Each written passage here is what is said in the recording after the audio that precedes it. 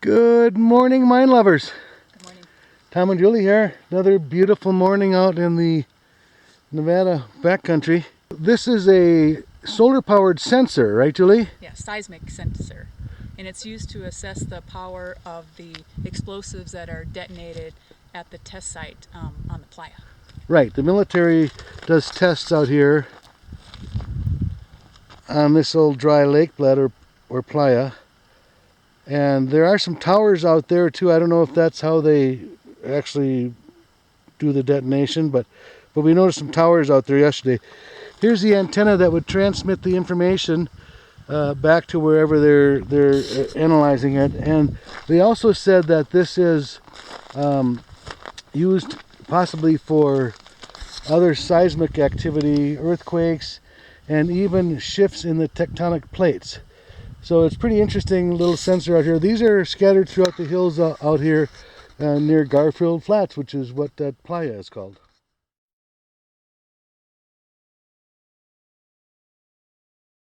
Here's an earth home with a heavy duty door. It's got double locks with barriers so you can't get at the lock. Huge hinges. Looks like a piece of railroad track on it for stabilizing the door. Definitely just mounted up earth. And here's another one over here. This one's probably going to be locked as well. Kind of the same style, just a mound of earth. Wow, huh? Look at that whole steel front.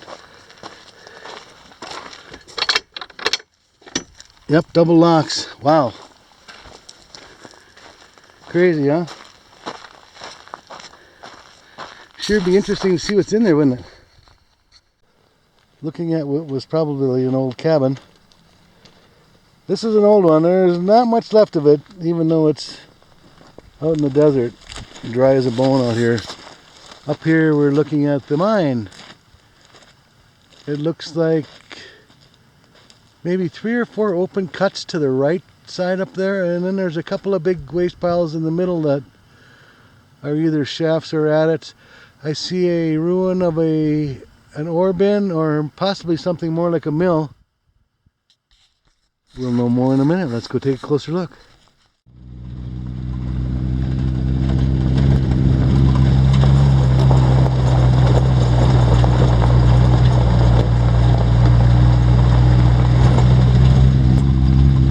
Another beautiful morning in mine exploring paradise.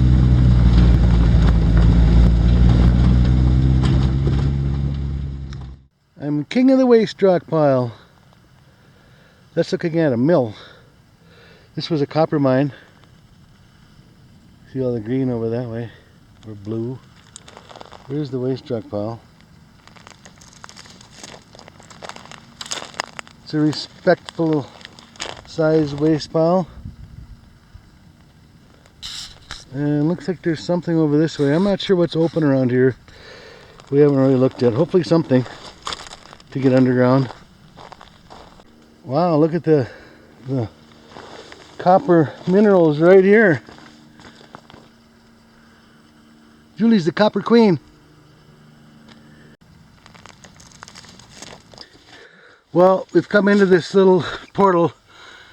It's only a very short area that we're able to access here, but I wanted to show this mineral vein. It's spectacular, as most copper veins are. Look at that. Look at this. Wow, huh? Look at all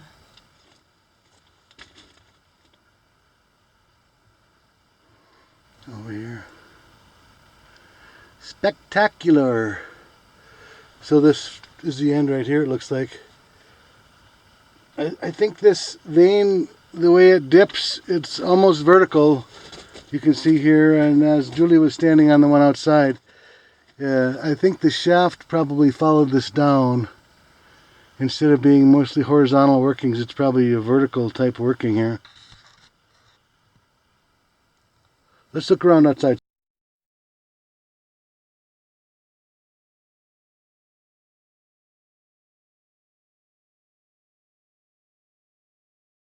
Here's the equipment pad for this shaft that is behind me. Julie's looking down it right now.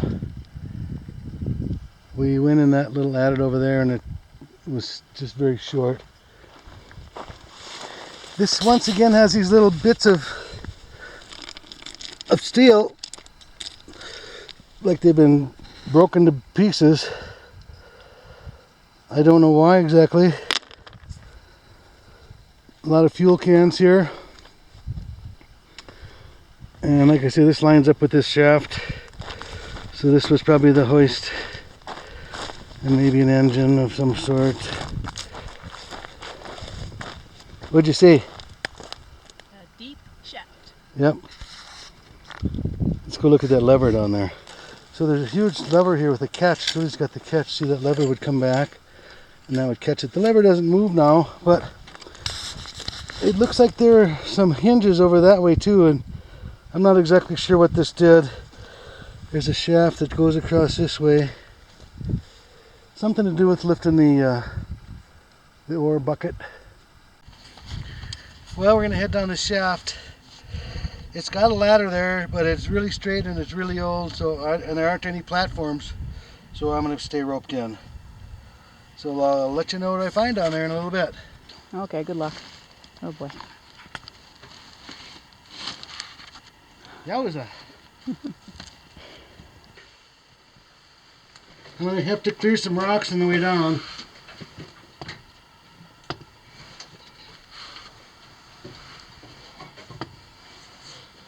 Like right here. Is there more here? Yeah.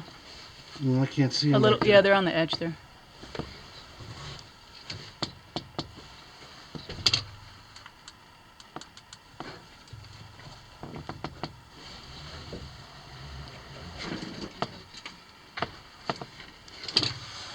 Oh yeah, right here.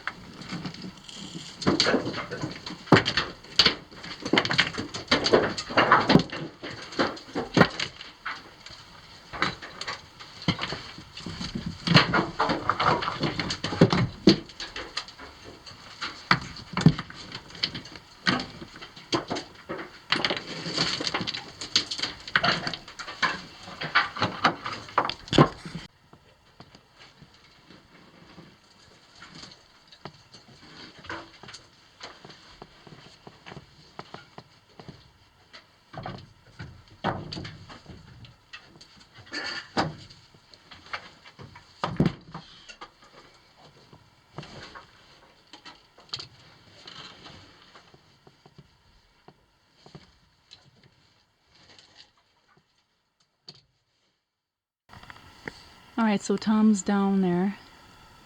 I don't think you can see him. There's a teeny little light. He's got his walkie-talkie out, so he's gonna give me an update in just a second. So I'm down the shaft quite a ways here, and so far until the last few feet, it's been fully timbered on the side of the shaft with full lagging on the edges around the perimeter. That's given way to some openings here and there. I see a blue vein, and I also see, it looks like an opening. It might be a working level here, but I have to cross this open part of the shaft to find out. So let me put you on hold for a second. I'm going to see if I can peek around this corner and see if this is a working level. Okay. Okay, I managed to get off the ladder. It wasn't easy, but I managed to do it safely. I'm looking at what might be a working level here behind me. I have to take off the rope and see exactly what I have. So I'm going to unrope here, and I'm going into it looks like a drift. Okay, be safe. Always.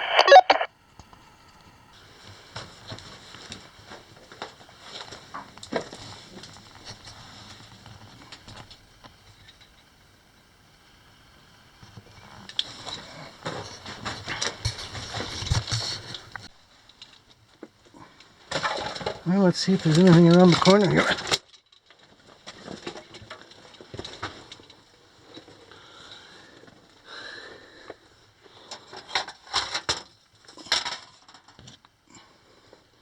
Not much so far. Piece of cable.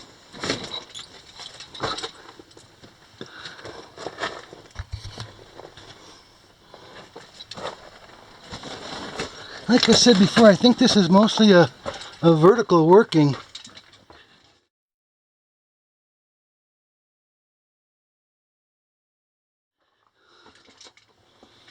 There's not much for horizontal stuff here.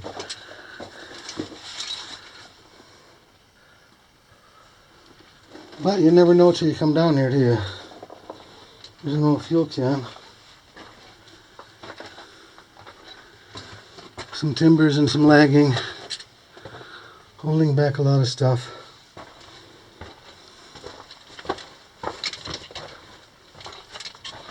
That's about it. Ouch.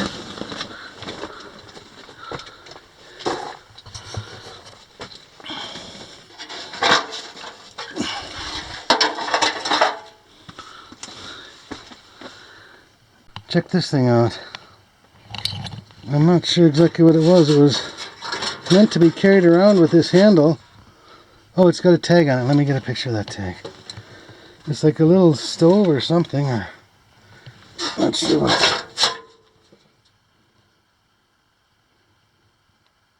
I can't read that. It might be upside down. I'll have to take a picture of it.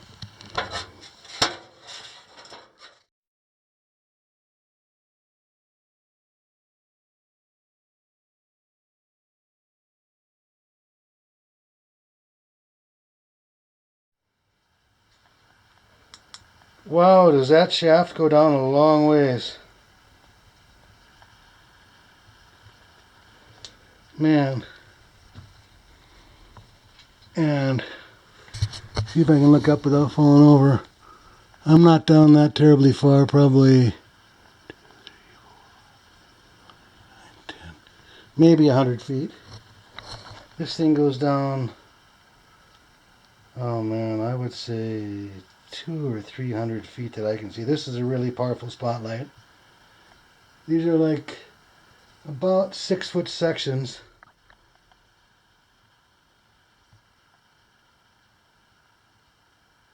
Yeah, deep. And I don't see any working levels. I think they just follow this vein down, and there aren't much for horizontal workings here. So this is looking down the manway. As you can see, it gets kind of jumbled up down here a little lower. And I don't see any working levels here. So, well, there is something right there. I don't know what that is.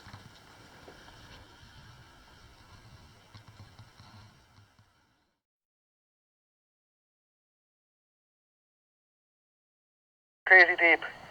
I'm probably 100 feet down. This thing goes about 200 or 300 feet more that I can see. Wow, that's deep. I'm coming back up. Okay, we'll see you when you get up. 10-4.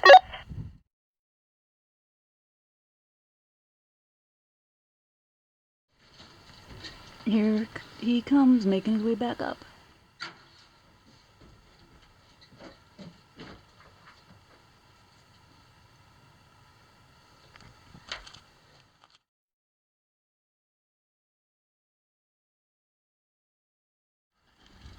You're back.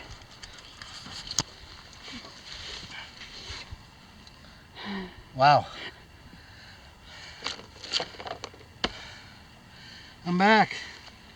Right out here in the world. Me and my trusty Prussic knot. So here we are at the Baton Mill. I believe that's what it's called anyway. I think it was around early 1900s it was made. This is for the copper mines in this direct vicinity. Now, I'm not sure what they did to mill copper.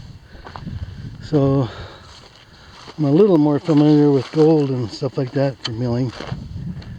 So I don't exactly know how this all worked. There's a big tank, and maybe there's a big water tank and a riveted tank behind that. Here's a vertical tank. That thing, somebody will know what that is. Almost looks like part of an old still, but I don't think copper was milled like a retort or like for mercury.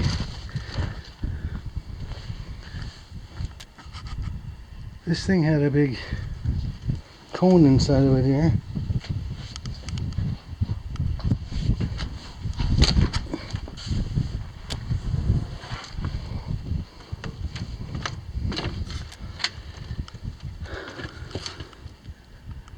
That, I'm not sure, maybe a water pump.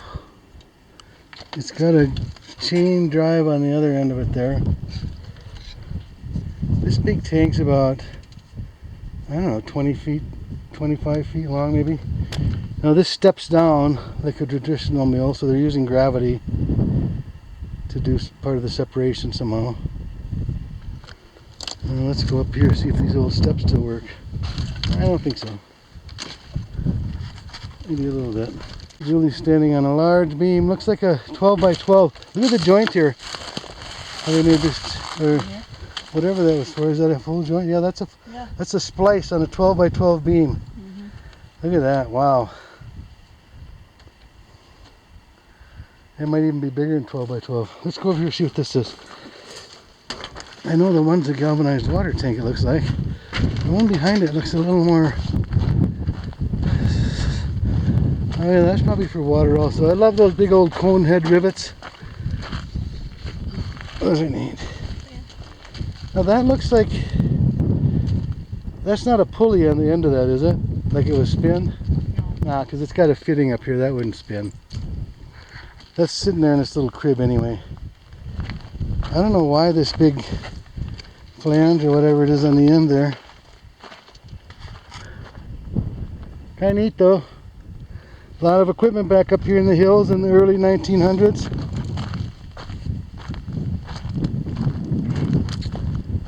So that's the mill.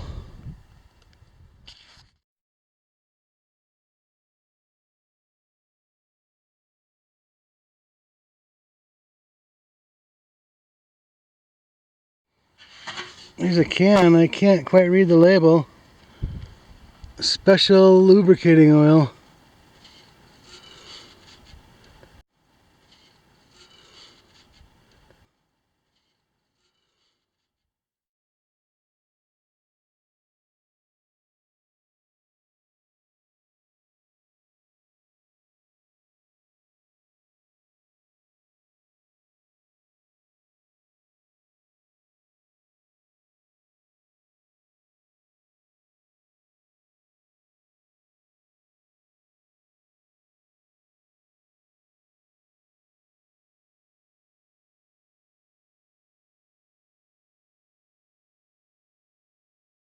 This is down at the bottom end of the mill, the lower end. A lot of stuff up here. This looks like some kind of a big burner or something, or maybe a classifier of some sort.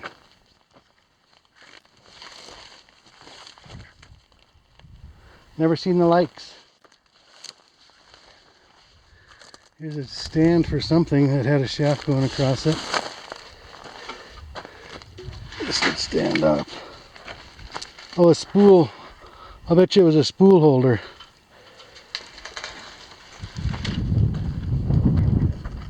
Bye, mill. So up here it looks like it was a couple cabins. Not much left of them.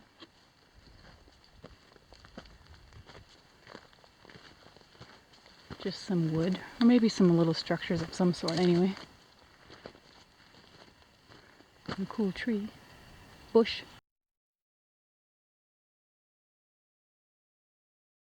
I don't know if you can see Tom in there, next to a huge stall.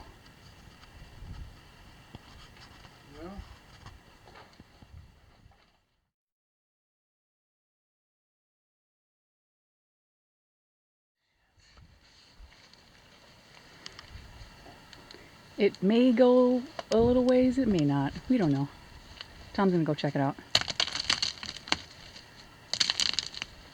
Although I have to say, he's looking not very enthused about it.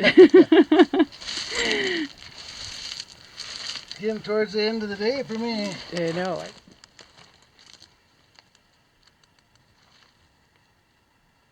Well, I don't see a big pile of bones in there anyway. That's good.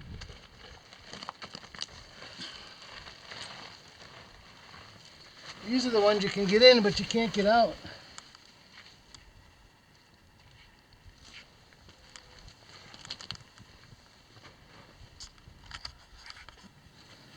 Just about 20 feet. That's About it. 20 feet.